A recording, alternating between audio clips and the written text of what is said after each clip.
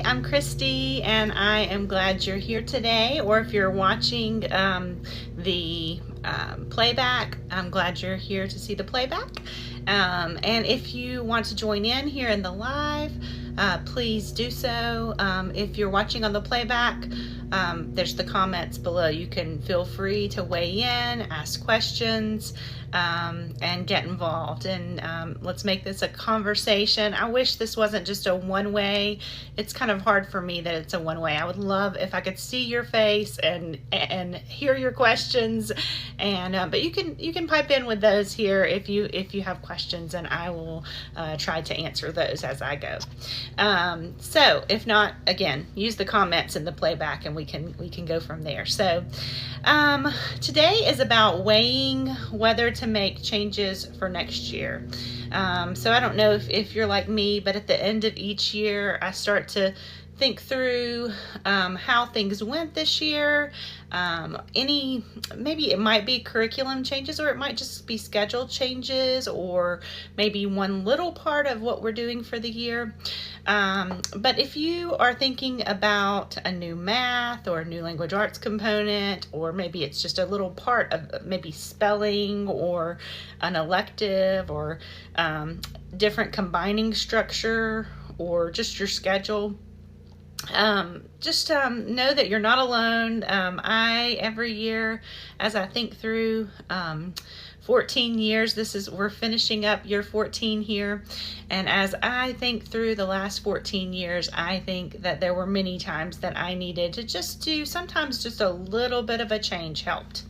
And so I can remember sometimes talking to the advisors. They are great to call and ask if you're running into a problem about changes, or ask here in the app, and we'll be glad to help with that as well. So let's just jump in and talk about if you're thinking about a new math program. Sonlight has a number of math programs, and I think it's good to know that if you just maybe started and didn't look at all the different options very much, it's good to know the different options, and just to kind of know. There's a comparison chart on the website that is great, that just compares apples to apples for each of the curriculum options.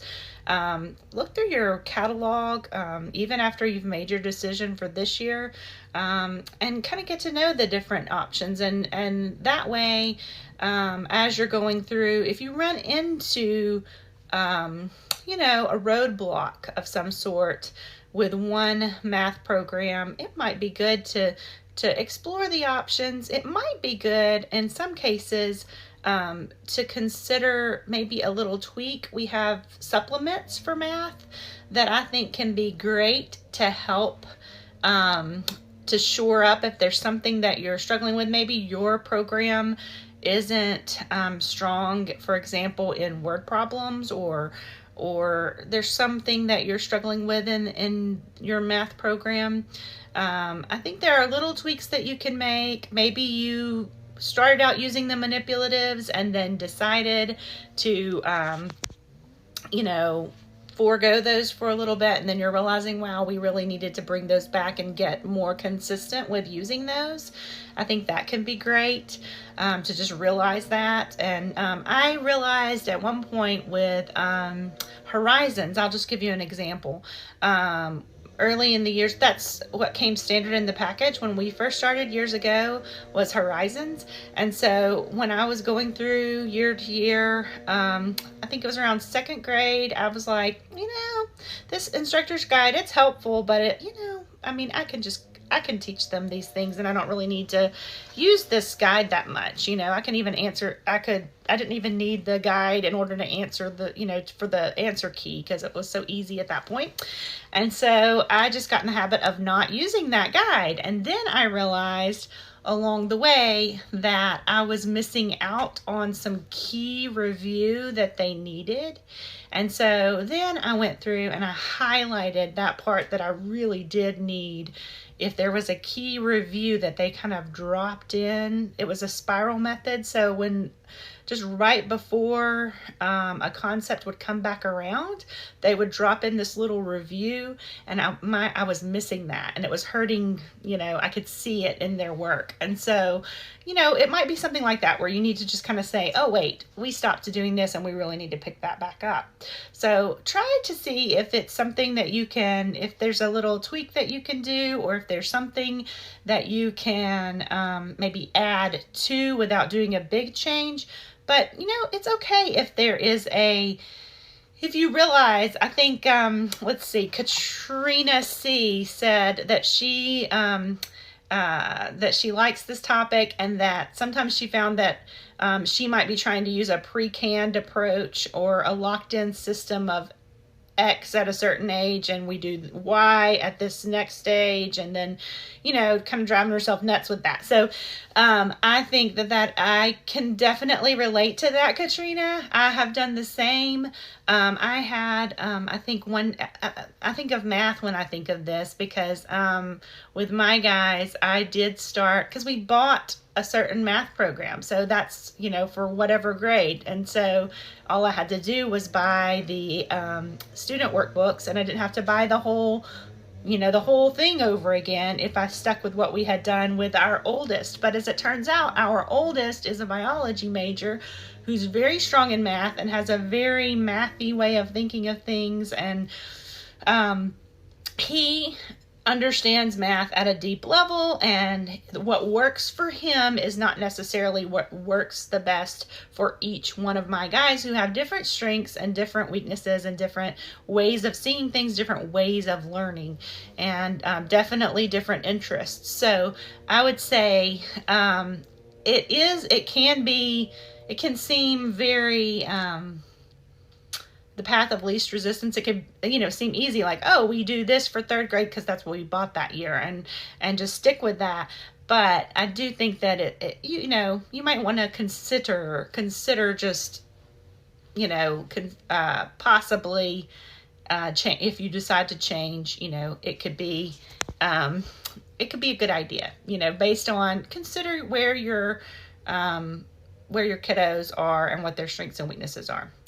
And I understand what you're saying. I don't know that I have great wisdom for that beyond just, I hear you, I hear what you're saying. And I've done the same thing where I've driven myself nuts trying to stick with, oh, this is how we do this is what we do, and then not breaking it up. This year, honestly, after 14 years, I have just made a huge switch, still within Sonlight, but something that it's a different math program, and I surprised myself with actually doing that. But one of the other mentors, who knows who she is, helped me with that, and that was helpful, and my guys have been very appreciative of that. So it's not too late to realize that maybe a big change might be needed. I don't do big changes quickly, because I have done that in the past. With language arts, I did that one time in the past. I made a big switch and then realized, oh, wow, the grass is not greener on the other side. I went to a different program and then came back, and I'm so happy that I did, and was able, to correct the problems that kind of frustrated me in the first place. I was able to correct, what I was doing before, and make some little changes that helped along the way. So I think sometimes it's a little change that you can make, and if you need help with that, definitely reach out, and we can help each other with that. You guys can help each other, and mentors as well can help, or advisors if you would like to chat or call or email an advisor. They're really helpful, and have helped me many times over the years, whenever I came to a point where I just needed to make a little changes here and there to help. They have a lot of experience with helping people make little changes to make the program better. So language arts components, there were some times that I opted to do the optional activities, and some years that I didn't. There were certain years for spelling. I think I've tried every one of our spelling programs maybe I think I've done all of them. Yes, I think I have. And keep going until you find the one that works for you and the one that you like the most. So, and that's going to be different for each person. Everybody's going to have their favorites based on their students and what they're looking for. So, electives. Sometimes I added an elective because of interest of my students. Sometimes it might be, I think we had, let's see, Laura said that she's has a fifth grader who's wants to do a language. This is a great time for to add in a foreign language. And then also art. And yes, if you haven't done art, if you haven't done artistic pursuits or any of the other, go to electives, look at art curriculum if you haven't explored that, and look at the different options that Sonlight has. Some of it is for I would say expanding their knowledge of art, and some of the options that Sonlight has is more about the skills, their art skills, and Artistic Pursuits has both of those components, and I love it, but definitely, and it has different levels. So I definitely, early on, I remember I had a year that I didn't order a curriculum, and I wasn't I just decided I'm not ordering an art curriculum for this year, and I stuck with that, and I used some ideas from Pinterest, and it really, just the creative side of me, I enjoyed looking up all these different options. I didn't use half of them, but I used some of them, and then we enjoyed that, and so it just gave me a little burst of energy to just look at those creative different ideas and to try some things. So, you might just want to pepper in a little something. It doesn't have to be necessarily another curriculum option, but yeah, add in as you're going, and see what you can pepper in, either whether it's a big curriculum change or not. For foreign language, look at the under electives. You will find Rosetta Stone and then talkbox.mom on sonlight.com.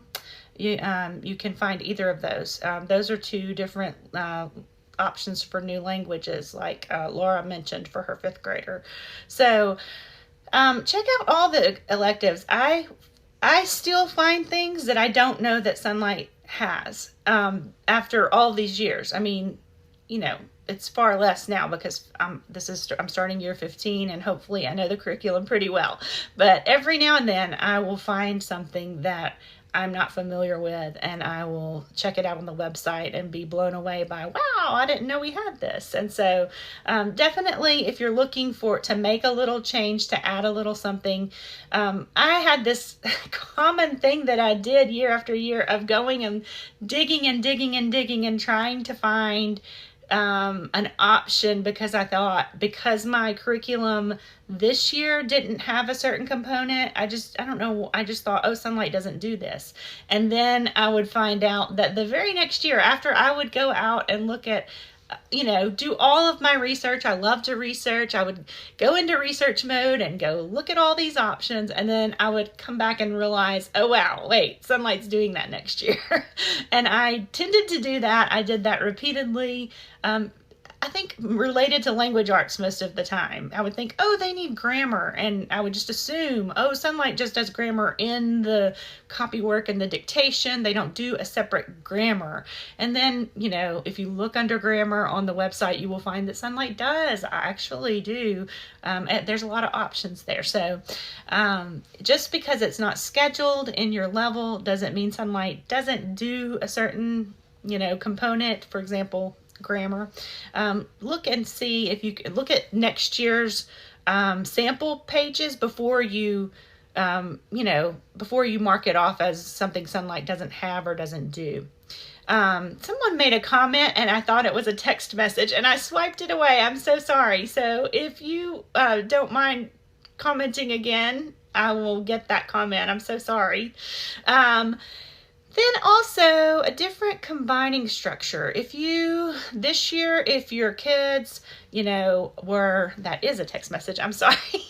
If your kids are, you know, combined a certain way this year, just realize if that was a great situation, or if it wasn't working out well, you know, think about how you might switch that up.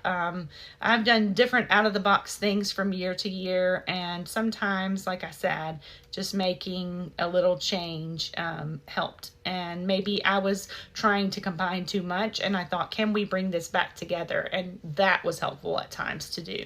So whatever you're doing this year, just don't be locked into that 100%, but also don't realize also realize you don't have to make huge changes to make, to make things better. Sometimes it might be just a little change that can take you can give you the most mileage. Sometimes I've also known people that were doing a 5-day, decided to do a 4-day the next year, or vice versa. Maybe you did a 4-day this year and you wanted more. You can do a 5-day. You can do a 4-day. You can get the 5-day books. I've done this. You get the 5-day books and then do the 4-day plan. Do a 4-day plan, and then just you have extra books. I've done that as well. But whatever you're doing, reach out. If you have questions, we would love to help out. And reach out to advisors and know that you can switch it up. And there's lots of options to get the exact same materials and do things in so many different ways. So making little changes can help. If you're weighing a change and we can help out, it's hard to know, like, without specifics. So, feel free to weigh in here in the comments. And we cover these little things. This is a topic that I saw being asked about in the app, and I decided to do a live. If you have questions like this, definitely, if you share them, we will reach out and we'll do these short videos. They're supposed to be short. I'm going a little over. It's a little over 15 minutes right now, so I'm about to wrap up. We'll have longer videos. Please join us for this upcoming summit. You'll see details about that. But we would love to have you. Those are a little bit longer, but these short little videos, if you have questions, feel free to reach out, ask them, and we'll cover them in little short videos like this. I hope you have a great day. And again, any specifics, please join, make a comment, and we'll talk about that further. So have a great day. Thanks so much.